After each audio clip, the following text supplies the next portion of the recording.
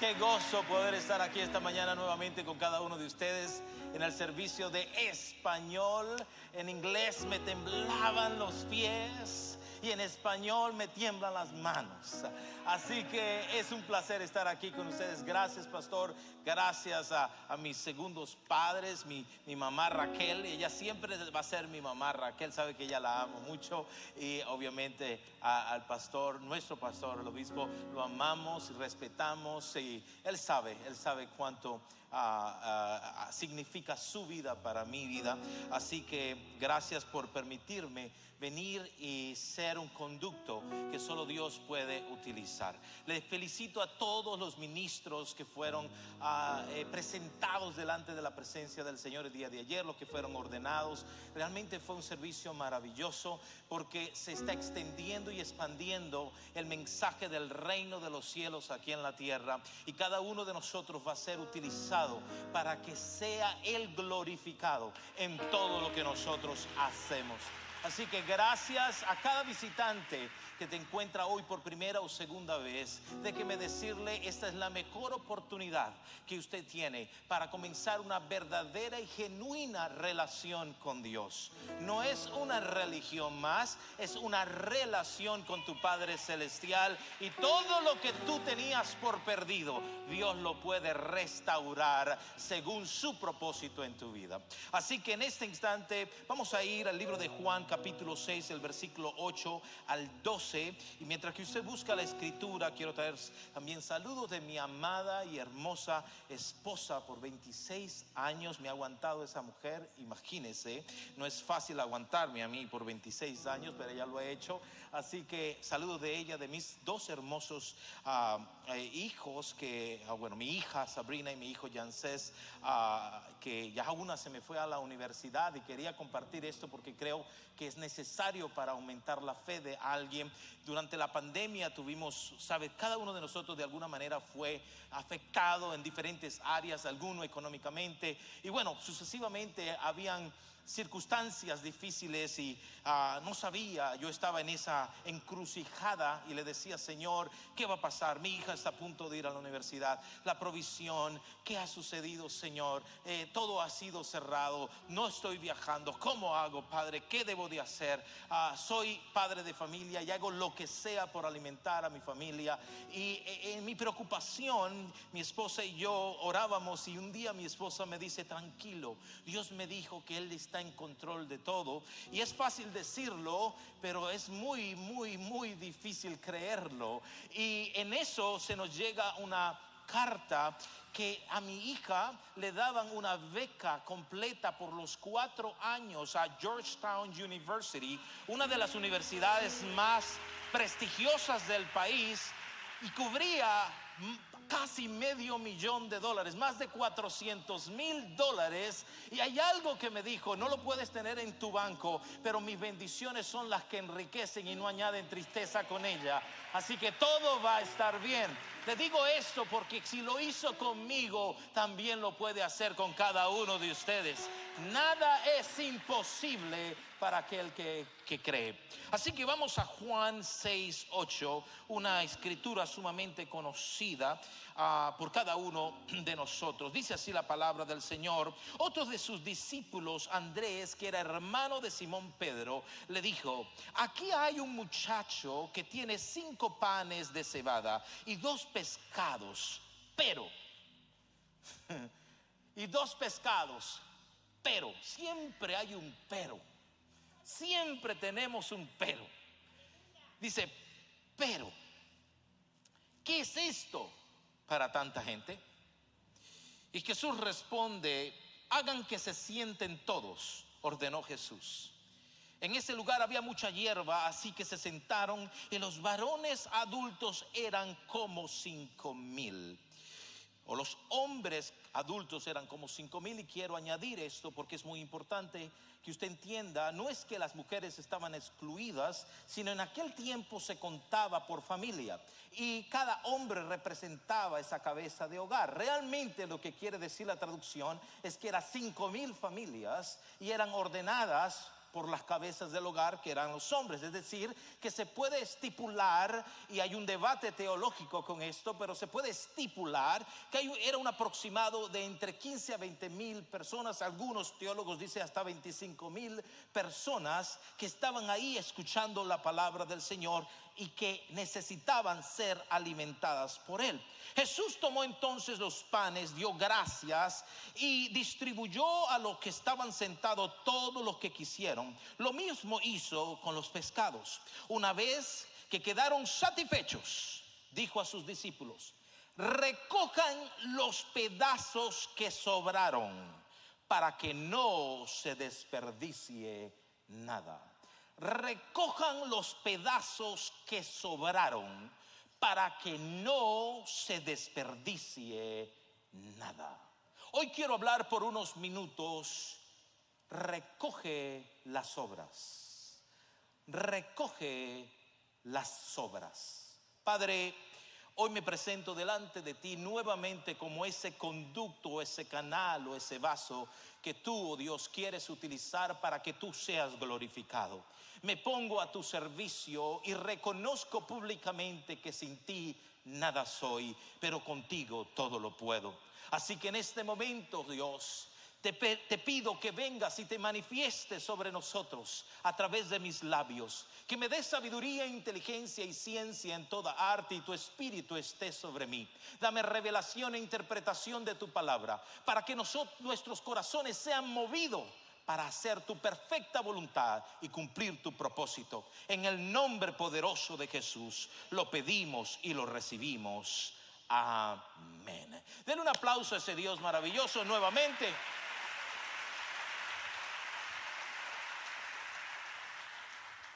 Soy una persona que me fascina estudiar y profundizar en las enseñanzas de Jesús. La vida de Jesús realmente debería ser un enfoque principal dentro de la iglesia. No podemos pasar por alto. Si nos llamamos seguidores de Cristo, deberíamos analizar cada aspecto de su vida. Es por eso que se encuentra 4 escritores que hablan de un mismo evangelio de diferentes puntos de vista y perspectivas, para enseñarnos los por qué y las razones en el cual Dios hizo muchas cosas de diferentes maneras. Es interesante poder analizar que cada punto de vista conlleva o nos abre la puerta para investigar un poco más de los acontecimientos de Jesús. No es casualidad que este milagro en particular sea el único milagro que fue expuesto por los 4 escritores del evangelio, aparte de la crucifixión y resurrección de Jesucristo. Encontramos diferentes milagros en diferentes escritores de los evangelios, pero este en particular es el único que se encuentra en los 4 puntos de vista del evangelio, como todos lo sabemos: Mateo, Marcos, Lucas y Juan. Es interesante porque esto nos lleva a entender de que hay una profundidad y una claridad, y hasta cierto punto una exigencia de parte de Dios hacia nosotros, que debemos de escudriñar este acontecimiento, porque puede ser que este acontecimiento pueda darnos una claridad del propósito por el cual Dios nos ha llamado para ser hijos suyos y seguidores de su reino. Jesús fue la persona más mal interpretada en la Biblia. ¿Por qué razón? Porque Él vino precisamente a dejar los preceptos y estatutos del reino de los cielos aquí en la tierra. Cuando entendemos que es un precepto, entonces podríamos entender por qué Jesús actuó, habló y se expresó de diferentes maneras. Los fariseos y saduceos lo señalaron, y muchos de ellos hasta lo juzgaron por palabras y acciones que Él desarrolló según o durante su ministerio aquí en la tierra. Es interesante porque cuando hablamos de preceptos, un precepto es la raíz de una idea. Es decir, que si yo agarro a un artista, a un pintor, por ejemplo, y le digo, ¿qué vas a pintar? Él ya tiene el precepto de la visión que él quiere darnos o prestarnos a nuestra vista. Eso es un precepto, es la idea, es la raíz inicial de la idea. Después de ese precepto viene el concepto. ¿Qué es el concepto? Es ya la pintura hecha, es lo que usted puede ver, es lo que usted puede observar. Del precepto sale el concepto. ¿Por qué hablo esto y por qué es importante? Porque precisamente Jesús fue mal interpretado, porque él vino con un precepto de reino aquí en la tierra. Es más, quiero decir algo que probablemente no han escuchado antes, o sí lo han escuchado, pero es interesante que la Biblia se ha tomado como un libro religioso, pero a la final no es un libro religioso. Y es ahí, creo que es donde caemos en graves problemas teológicos de interpretación bíblica, porque no es un libro religioso. La Biblia es simplemente la constitución del reino de los cielos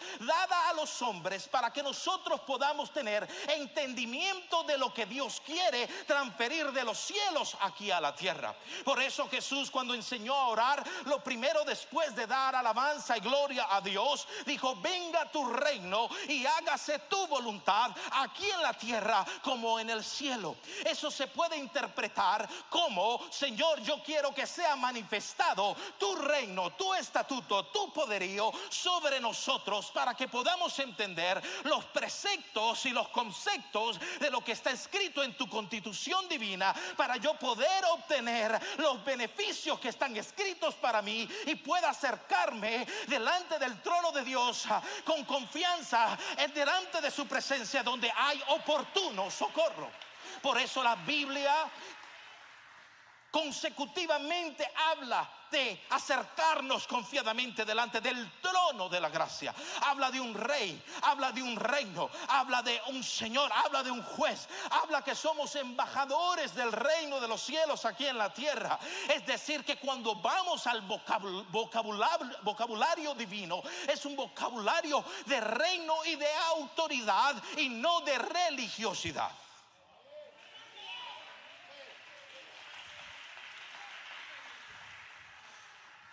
Es por eso que me encanta cómo Juan presenta esto.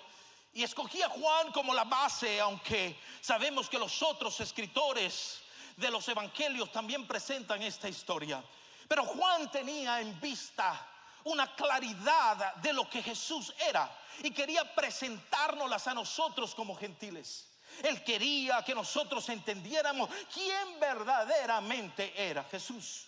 Cuando vamos a Juan 1:1, el famoso verso que no sabemos de memoria, volvemos a lo que acabo de hablar de los preceptos. Es la idea de Dios. En el principio era el verbo era con Dios y el verbo era Dios. Cuando usted lee esa escritura, aparentemente suena confuso, porque dice que al principio era el verbo era con Dios y el verbo era Dios, y pareciera un trabalengua que no entendemos. Cuando nosotros analizamos la palabra, en el principio era el verbo, viene de la raíz logos, y logos significa idea. Lo que quiere decir es que en el principio era la idea era con Dios y la idea era Dios, y luego dice: y esta idea fue manifestada en carne, hablando de Jesús. Es decir, que la idea del reino de los cielos fue manifestada a nosotros por medio de Jesucristo, para que nosotros seamos seguidores de la idea celestial en el precepto y en el concepto de lo que es la salvación por medio de Jesucristo. Y nos da garantía que Jesucristo es el Señor. Aplauda a ese Dios maravilloso. Nada más con eso deberíamos de correr, de saltar y de decir: estoy en el precepto y en el concepto de lo que es la manifestación del reino de los cielos aquí en la tierra, y su nombre es nada más y nada menos que Jesús de Nazaret.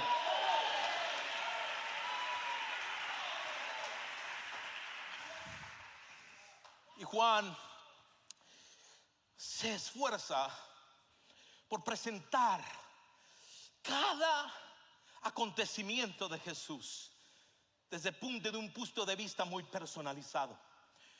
Y cuando nosotros leemos esta historia, encontramos que había una multitud que seguía a Jesús. Es más, si usted me permite leerlo desde el punto de vista de Lucas, en Lucas 9 dice: al atardecer se le acercaron los 12 y le dijeron: despide a la gente, porque para que vaya a buscar alojamiento y comida en los campos y pueblos cercanos, pues donde estamos no hay nada. Y me gusta porque ellos estaban diciendo: no hay nada. Y Jesús le contesta: denle ustedes de comer.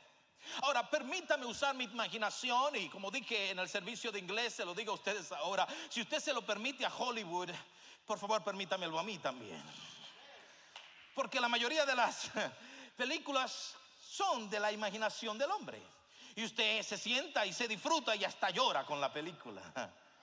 Así que permítame utilizar mi imaginación el día de hoy. No necesariamente la Biblia me narra que fue así, pero permítame hacer la versión James Pérez. Yo me imagino que estaban reunidos los discípulos y dice: ya al atardecer. Eso sí quiere decir que Jesús se había alargado en su sermón.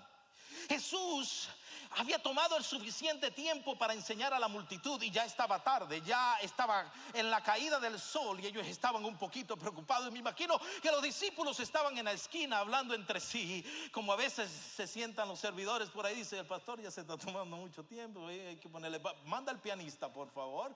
Pero en ese tiempo no tenían pianista, y me imagino que entre ellos se pusieron de acuerdo. Dijeron: bueno, hay que escoger a un chivo expiatorio que vaya y hable con el maestro y le diga: hey maestro, ya se está oscureciendo y estamos en un lugar desértico donde no hay absolutamente nada, despide a la multitud. Y me imagino, no sé si echaron suerte o no echaron suerte, pero vamos a decir en la versión James Pérez, ok, en la versión JP, vamos a decir que fue Pedro al que escogieron. ¿Y por qué escojo a Pedro? Porque Pedro se parece mucho a mí, o yo me parezco mucho a Pedro. Pedro era siempre el hablador, el bocón, el salido, el metido, el que siempre estaba metiendo las patas, siempre la estaba regando. En cierta ocasión se atrevió a decirle a Jesús, cuando Jesús dijo: voy a ser entregado y crucificado, dijo: no, Señor, que no suceda nada de eso, con su bocota. Y Jesús le dice: huye de mí, Satanás. ¿Por qué? Porque siempre estaba metiéndose donde no lo llamaba. Hasta cierto punto como que me parezco un poco a Pedro, pero el hecho es que vamos a suponer que fue Pedro el escogido. Yo me imagino a Pedro, Jesús estaba enseñando y dice a la multitud: con permiso por favor. Y se acerca al maestro y dice: maestro, ya tiene hambre la multitud, porque entre ellos a lo mejor ya habían hablado que había un poquito de hambre, ya había hambre, había fatiga. Dice: vamos a decirle que fue la multitud, porque él no nos hace caso a nosotros, pero a la multitud él sí. A la multitud, él ama a la multitud. A nosotros nos quiere dar duro y enseñarnos, pero a la multitud, tócale a la multitud y él va a ceder. En eso se acerca Pedro, esto es según JP, según James Pérez, y le dice: Señor, es la multitud que tiene hambre, ya están cansados, Señor. Y la respuesta, ahora si voy a la palabra, me sorprende, porque le dice: ¿por qué no le dan ustedes de comer? Y le calla la boca. Y a lo mejor se regresa y dice: ¿qué te dijo? ¿Qué te dijo? No, que le diéramos nosotros de comer.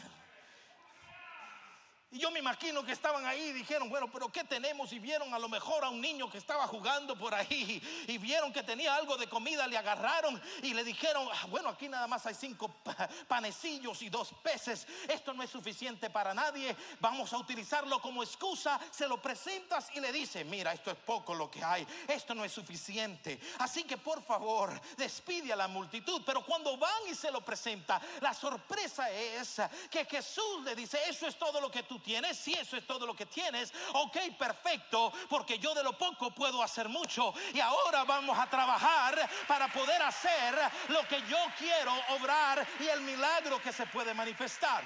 Ahora me llama la atención porque lo primero que Jesús hizo cuando le presentaron esa provisión o esos panes y peces, lo primero que él dijo fue: organícenme a las personas.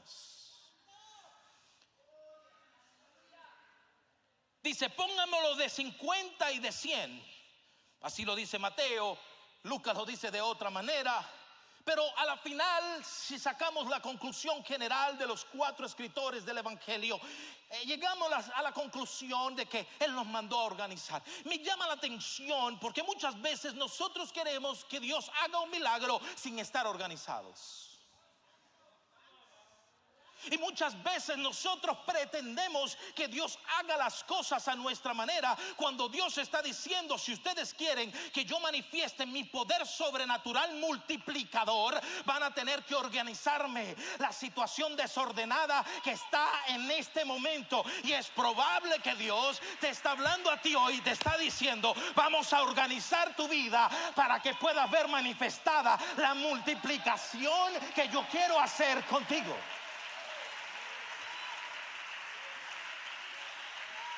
Por eso la Biblia nos dice en Génesis que todo estaba desordenado y vacío, y lo que debería estar arriba estaba abajo, y lo que debería estar abajo estaba arriba. Y lo primero que Dios hizo, vamos a organizar este desorden, porque Dios no puede crear sin antes organizar.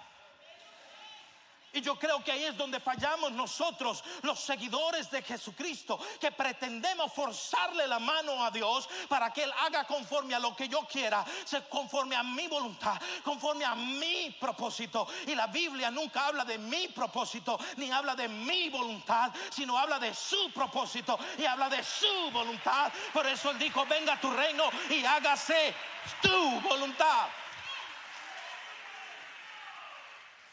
Voy a bajarle un poco al tono de la voz. Piensan que estoy reprendiéndolos o regañándolos. No, simplemente me apasiono. Pero ustedes ya me conocen, no me juzguen, por favor. ¿Qué sucede? En eso nos manda a organizar, porque la organización es importante. La organización es necesaria para establecer estructura y proceso para alcanzar una meta. Si usted no está organizado en su vida, la primera pregunta que te tengo que hacer hoy es que debes de organizar en tu vida para que Dios pueda hacer un milagro de multiplicación en ti. ¿Qué son esos aspectos que has abandonado y que has dejado? ¿Qué son esas áreas que tienes desordenadas y vacías? ¿Qué es eso que has descuidado en tu intimidad o en tu relación con Dios? Que probablemente por fuera te ves muy bien, pero por dentro necesitas ser reorganizado en todas tus áreas, en tu pensamiento, en tus palabras, en tus acciones, en tu fe, en tus obras. Necesitas comenzar a ser reorganizado, porque te lo vuelvo a repetir, Dios no puede obrar un milagro en lugares desordenados. Y los puso a trabajar, y no sé cuántos de ustedes trabajan con personas, pero trabajar con personas es difícil. Imagínense agarrar a 5,000 cabezas de hogar, aproximadamente 20,000 personas, y organizarlos de 50 y 100. Yo me imagino ese caos, y yo me imagino a los discípulos hablando de decir, la regamos, ¿para qué le dijimos eso? Ahora nos puso a trabajar más fuerte. Porque Dios prepara el terreno, y eso es lo que quiero enfocarme por el siguiente minuto. Dios preparará tu terreno. Para poder recibir una cosecha, Dios tiene que preparar tu terreno. Y yo siento que Dios está preparando tu terreno para poder ser abundante en los dones que Dios te ha dado en tu vida. Y para poder preparar un terreno vas a tener que arrancar de raíz cierta maleza, ciertas cosas incorrectas. Vas a tener que pasarle una aplanadora a ciertas cosas en tu vida, porque para poder construir, Dios tiene que aplanar y Dios tiene que preparar el terreno de tu vida, el terreno de tu casa, el terreno de tu ministerio, el terreno de tus emociones, el terreno de todas las cosas que te rodean. Y luego que ellos organizaron a las personas, dice que le trajeron los recursos. Hay algo importante acerca de los recursos. Dios es un Dios de recursos. Habían 5 panes y 2 pececillos. Los recursos son necesarios para suplir las necesidades. Y si hay algo que Jesús es experto, es en suplir las necesidades de las personas. Pero para poder suplir las necesidades de las personas, alguien tiene que despojarse de algunos recursos. Alguien va a tener que acceder de lo poco o de lo mucho que tiene en su mano. Alguien va a tener que decir: estoy dispuesto a sacrificar lo poco que me queda para que tú puedas multiplicarlo. Es más, yo he llegado a la conclusión que Dios no te da lo que tú quieras, Dios solo te da lo que tú puedes administrar. Muchas veces queremos que Dios nos dé grandes cosas, pero no podemos administrarlas, y Él sabe que va a ser más bien de obstáculo en vez de bendición. Entonces deja de orar por las cosas que quiere y comienza a orar porque Él organice tu vida para que te haga capaz de poder administrar lo que Él tiene predestinado para ti.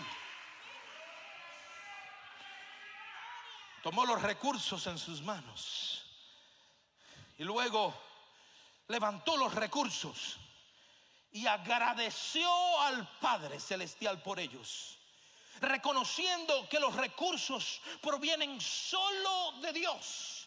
Esto se llama apreciación. Primero es organización, luego es los recursos y luego es apreciación de lo que Dios está a punto de poner en tus manos. Es más, la apreciación es importante porque hace que las personas se sientan valorizadas y las impulsa a dar lo mejor de sí mismas.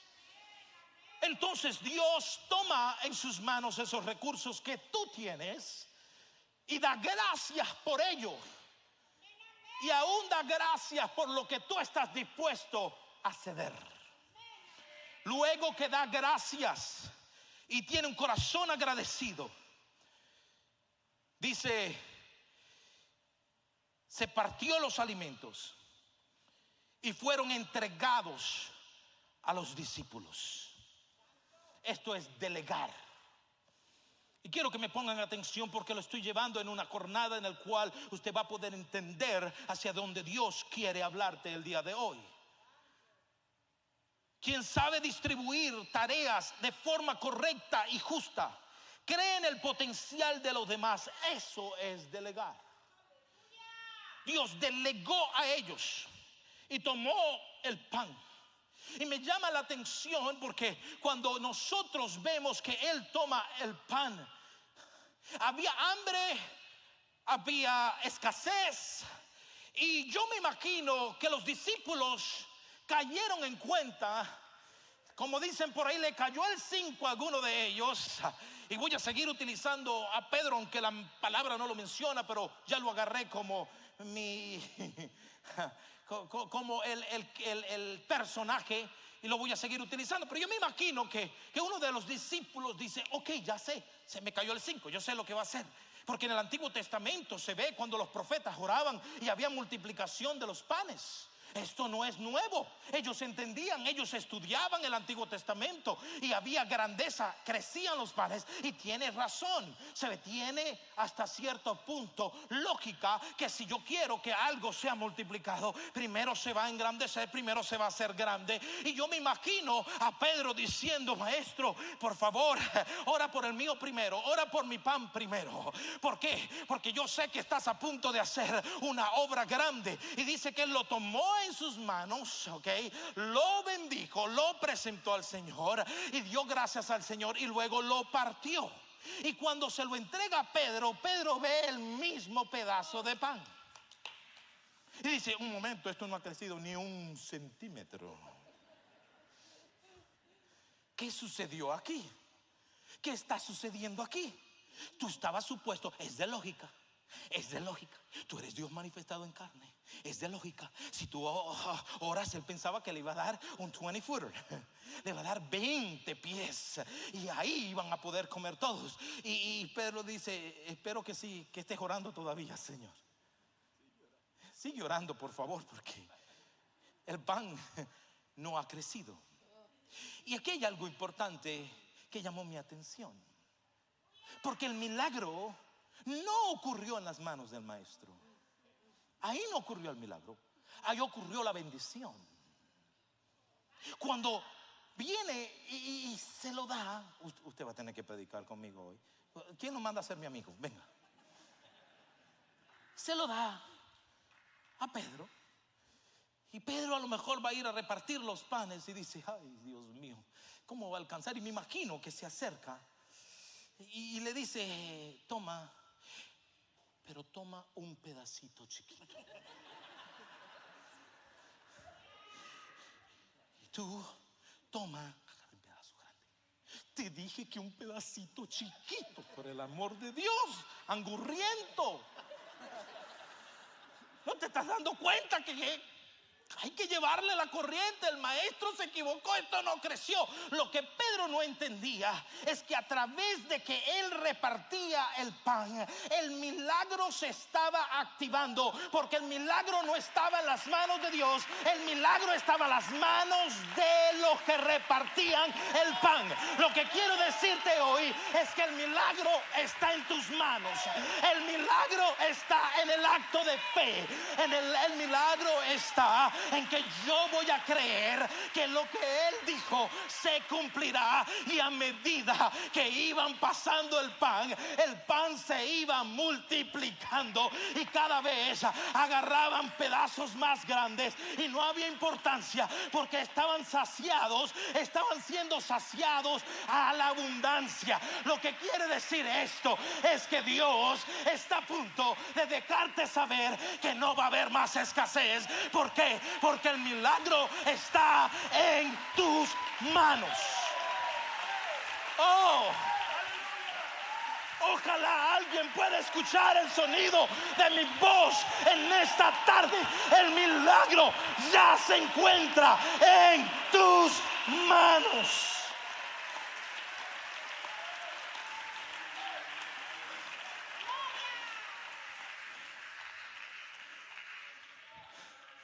Y dice que comieron. Yo me imagino, no puedo comer mucho de esto, mucho carbohidrato, después pierdo la línea redonda que tengo. Comieron y comían más. Después de pasar un tiempo sin comer. Esto es por qué, porque había multiplicación. Y yo sé que me veo un poco déspota. Si mi esposa estuviera aquí y dijera: James, a lo mejor está en línea. I'm sorry, honey. De antemano, para cuando llegue a la casa no me toque tan duro. Lo reconocí públicamente. Pero el hecho es que comieron hasta estar saciados. Pero aquí está la ironía de la vida, que cuando nosotros nos saciamos, y perdone lo explícito de hoy, comenzamos a tirar los pedazos. Estoy saciado. Alguien va a tener que ayudarme a recoger todo esto después. Estoy saciado. Y después que estamos saciados, ya no es tan importante, porque pasa a ser lo sobrante. La multiplicación pasa a ser lo sobrante. Me gusta Juan, porque Juan estaba preparando el escenario para dejarnos saber quién era el pan de vida. Este acontecimiento no sucedió para que hubiera multiplicación. Este acontecimiento sucedió para que entendieran que Él era el pan de vida.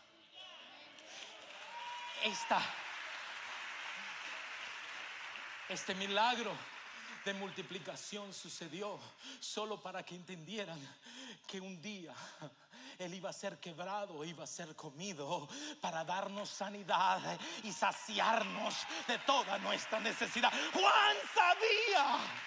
Juan entendió, Juan comprendió. Por eso él comienza diciendo: en el principio era el verbo, pero luego en el 21 dice: oh, y este es el pan que se nos ha dado a nosotros, el pan del cielo. Así como cayó el maná en el desierto, ha sido presentado sobre nosotros el pan de vida, y su nombre es Jesús.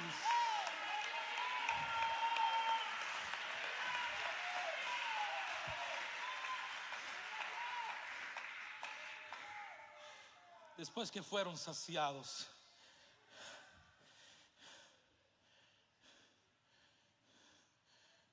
muchos dirán: qué desperdicio. Por favor, no juzgue, porque así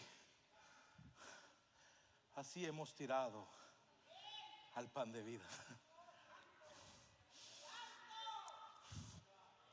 Después que hemos sido saciados, las sobras ya no nos importa. Pero como Dios no desperdicia nada, y créame, Dios no desperdicia nada. Tu dolor, Dios no lo desperdicia. Tus lágrimas, Dios no la desperdicia. Tu tristeza, Dios no la desperdicia. Tu angustia, Dios no la desperdicia. Tu escasez, Dios no la desperdicia. Tus caídas, Dios no la desperdicia. Tus pecados, Él no los desperdicia. Tus debilidades, Él no las desperdicia. Porque Él se fortalece es en tu debilidad, es en tu regadas, es donde cuando tú te equivocas, Él se glorifica.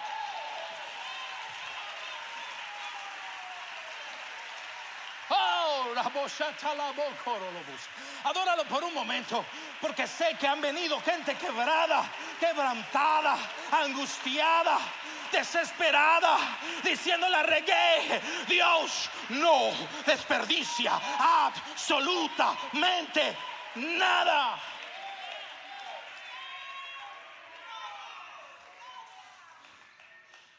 Después que se habían saciado,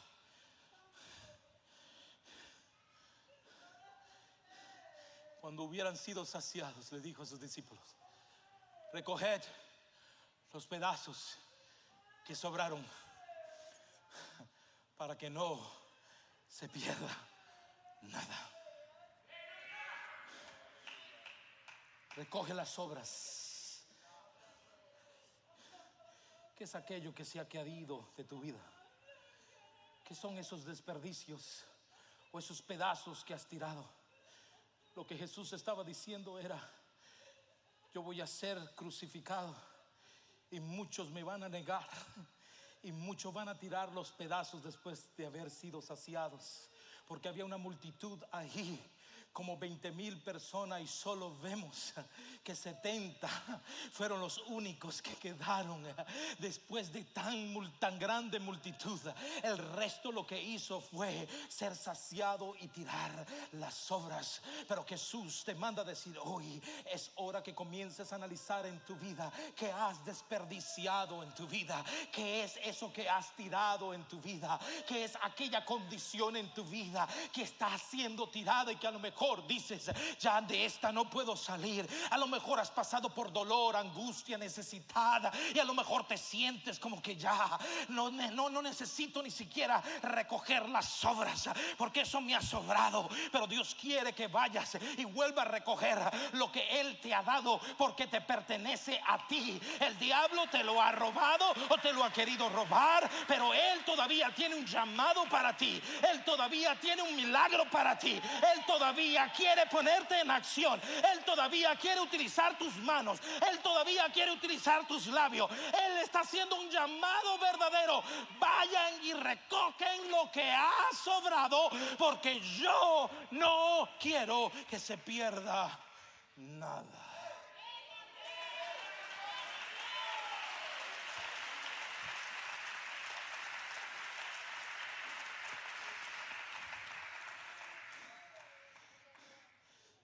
¿Qué es aquello que has dejado tirado que Dios te ha dado? Pastor, de alguna manera lo que comenzó Dios ayer lo está continuando hoy con la congregación. Porque los discípulos, estos que fueron ordenados, son los encargados de repartir el pan. Y ustedes son la multitud que a lo mejor han llegado aquí porque se han olvidado que han dejado tirado ciertas áreas de tu vida, sea porque se te haya olvidado, o sea porque lo hayas pasado por alto, o sea porque el dolor fue tan angustioso, la herida fue tan profunda, que dices no vale la pena ir a recoger las obras. Eso eran las obras. Dios no puede hacer nada con mis obras, porque esas obras ya no sirven para nada. Yo las dejé tirar. Y a lo mejor tu vida espiritual se encuentra precisamente de esta manera, donde hay pedazos todavía de pan que tipifican y representan al mismo Dios. Dios está tirado, y está tirado en tu don y en tu ministerio, porque lo has abandonado por un momento, porque estuviste saciado por un instante. Pero Dios te dice: recoge de lo más bajo, todavía ve y recoge lo que ha sobrado, porque de ese pedacito que ha sobrado ya no es tan grande como antes, pero de ese pedacito yo todavía puedo ser glorificado. De ese pedazo partido de ti yo todavía puedo ser glorificado. De esa angustia, de ese pedacito que todavía queda ahí de esperanza y de fe, yo puedo ser glorificado. De esa poca de salud que tiene, yo todavía puedo ser glorificado. De esa poca provisión económica, yo todavía puedo ser glorificado. De esa poca esperanza que le queda a tu familia, yo todavía puedo ser glorificado. De ese poco, de eso poco, yo todavía puedo ser glorificado.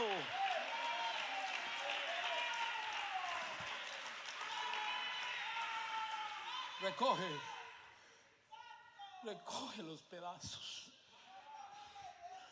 Que no entiende, pastor, mi vida está hecha a pedazos. Recógelos. Mi corazón está desgastado y partido. Recógelos. Porque la multiplicación fue solo para demostrarte que Él te puede saciar, pero las obras es para demostrarte que Él se puede glorificar.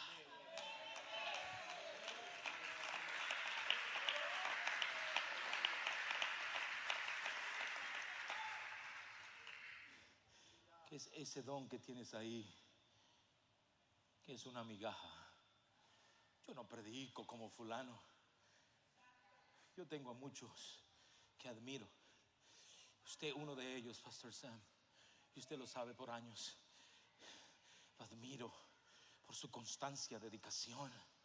Y siempre digo esto: jamás se olvidará en mi vida. Algo parecido que usted predicó acerca de los panes. Cuando Dios te parte, te bendice y te reparte. El de los vinos y el de la vid, que todavía hueles a ti, que todavía se está con un aroma de carne, y por eso todavía no puede ser usado por Dios. Y puedo mencionar mensaje tras mensaje tras mensaje, porque Dios, precisamente de esas migajas es que Él es glorificado. ¿Cuántas veces yo he sido partido en mi corazón y ahí Él ha sido glorificado? ¿Cuántas veces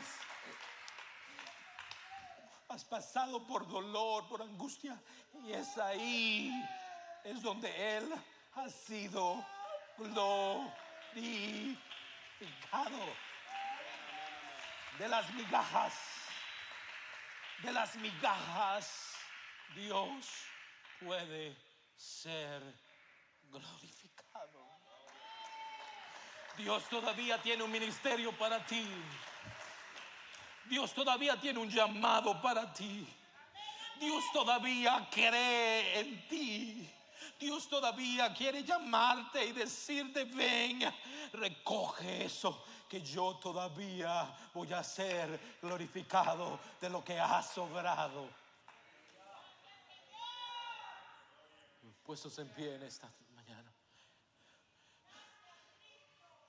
puestos en pie en este momento, en esta tarde, y quiero hablar directamente a aquellos que se sienten una simple migaja. Se sienten las obras y nadie quiere ser las obras. Nadie quiere ser plato de segunda mesa. Nadie. Todos queremos ser el pedazo de pan, pero nadie quiere ser las sobras. Pero aquí está Dios. En los pedazos sobrantes, ahí está Él. En los pedazos sobrantes de tu vida, ahí todavía está Él. Recoge tus obras, por favor.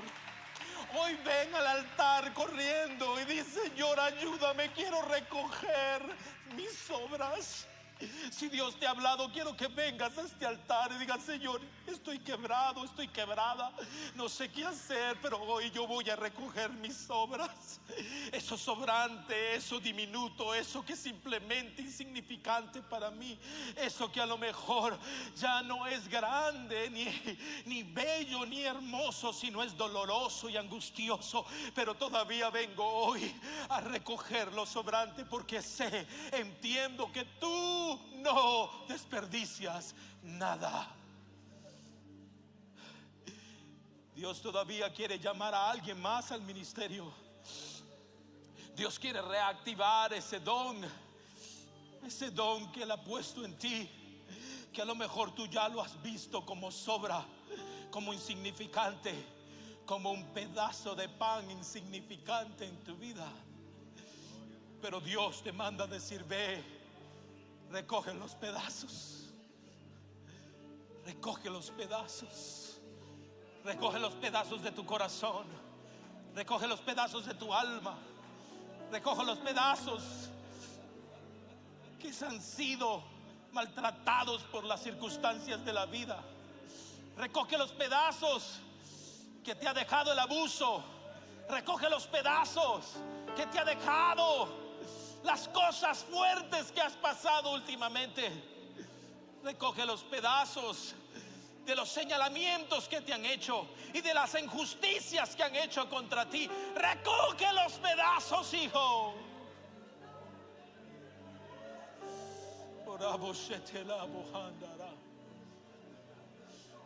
Recógelos, vamos, vamos. ¿Qué es lo que tienes que recoger? ¿Qué es lo que te ha sobrado? Ve, recógelos. Es que me duele mucho, recógelos. Dios todavía quiere prosperarte. Dios todavía quiere bendecirte. Dios todavía quiere utilizarte. Dios todavía quiere hacer grandes obras en ti. Recoge, recoge, recoge. Vamos, vamos, vamos, vamos. Ve, todavía Dios tiene más para ti. Recoge los pedazos.